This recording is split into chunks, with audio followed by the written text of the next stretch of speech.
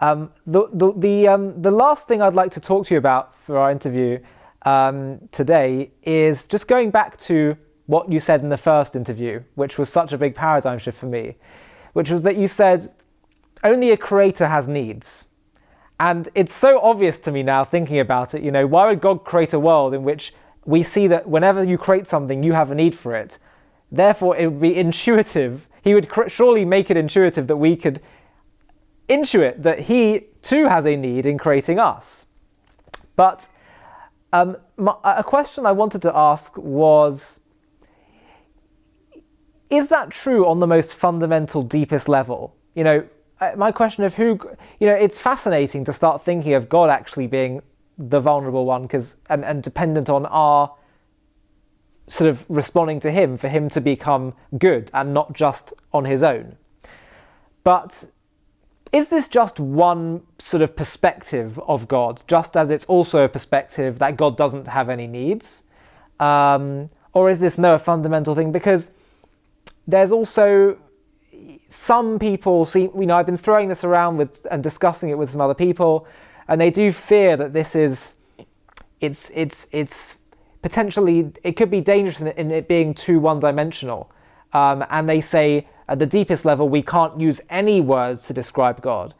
I think personally, the language you're using is the best way, I've found for myself at least, of relating to God and having a relationship with him. It doesn't make sense to me how you can have a loving relationship if neither of you complete one another. But I just wanted your thoughts on that, is it true at the deepest level we can't use any language whatsoever to describe God? It's probably true that no matter what we say about God, it's not the whole story. That's probably true. Because there's more we don't know than what we do know. But what we do know is important. The highest thing we know about God is his need.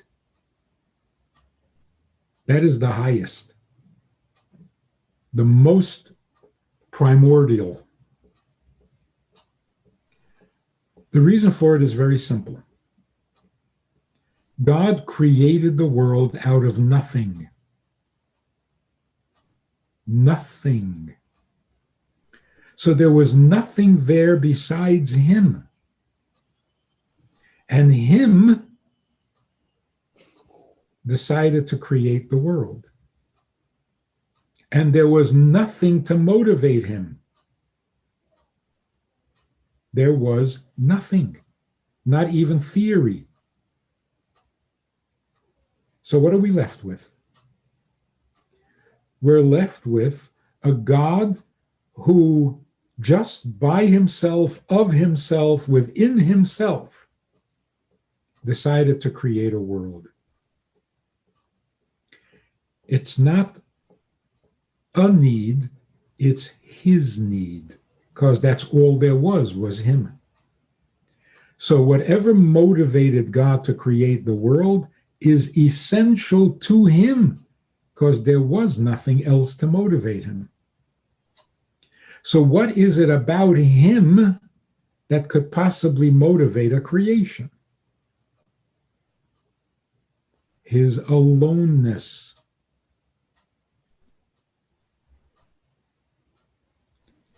It's so obvious, it's so logical and unavoidable.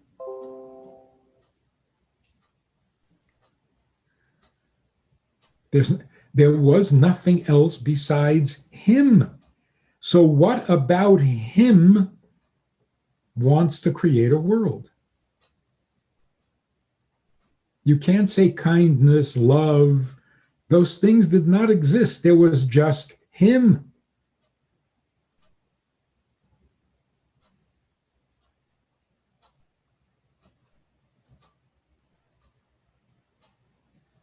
Love came later. Kindness came later. Royalty, being the king of the world, that came later. Even being a creator came later. The only thing that existed in the beginning is that he was the only thing. Now, if that's not acceptable, you have a motivation for creation. So what was not acceptable? His exclusivity.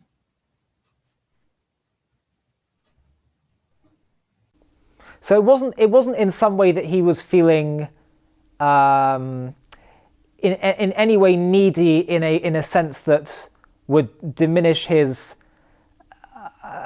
self-sustain. In other words, would he be able to be just fine without us? So he's not good without us. He was already eternal.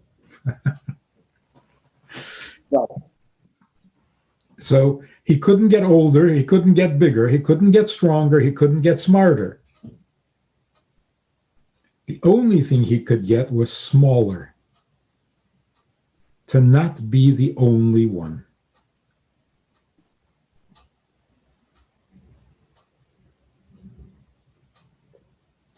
God's humility or vulnerability. I have to tell you, when I discussed your interview with someone to someone that actually teaches me, they said, hold on, if what you're saying is true, and by the way, we know it's true that whoever wants the relationship more is the one that's more vulnerable. But when I was asking these questions to him, what does it mean to serve God? This idea that God needs us. He said, hold on, but that would then bring God down to my level. I thought, yep. Thus making him lovable.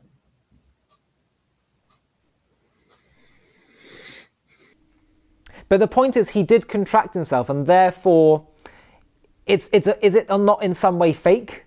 And that's the point, that we can't ultimately know him because he doesn't.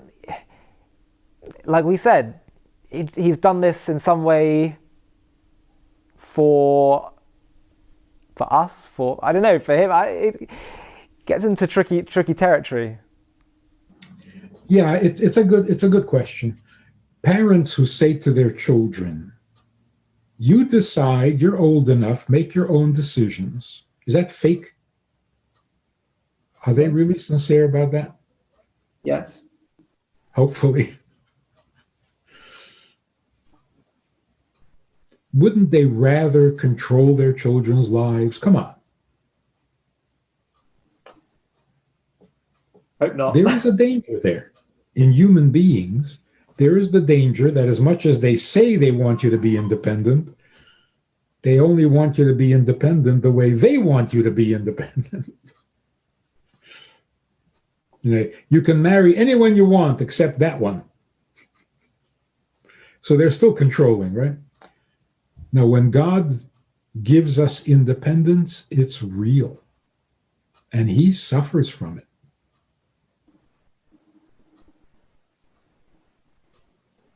It's real. But at the highest level, you're saying the greatest thing we know about God is that there is a need for our existence. Will that always be the highest thing we know? And is there something above that, even that we don't know? If we don't know, then we can't talk about it. Yes, but isn't that what Ein Sof is? The concept of Ein Sof, and in some respect, we just don't know him.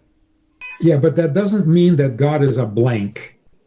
Don't turn him into a nothingness. There is more to know. Someday we will know.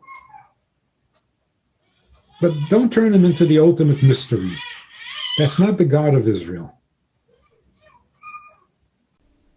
But will there always be more to know? In a good sense. Because he's infinite. Right. But there'll always be more to his need, because that's infinite. So he needs us infinitely. So we will continue to find more and more depth to that need. We thought we knew what need meant. Oh, we're going to find out what it really means. Something I actually thought of recently was that, isn't it interesting how at the beginning of Jewish history, we become slaves, where we are completely subject to and dominated by the Egyptian empire, and we completely subject ourselves. And at the end of history, and that's how we start, as a people that know how to serve.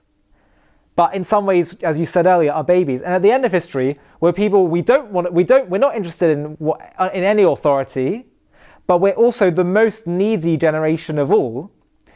And what I feel will happen when the Messiah comes, the Messianic era, I don't really like to talk about the Messiah, it's like in the perfect world, is that I think what will happen is all the neediness that we felt, all that sensitivity that we have been feeling for ourselves, it's like it will help us to throw that back to God and do it not out of a, you're my master, but out of a, you're my spouse almost. And it'll be incredible. Yes. Exactly right.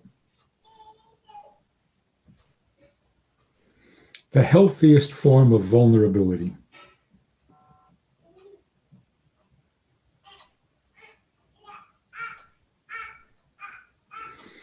It's been a pleasure. Thank you so much.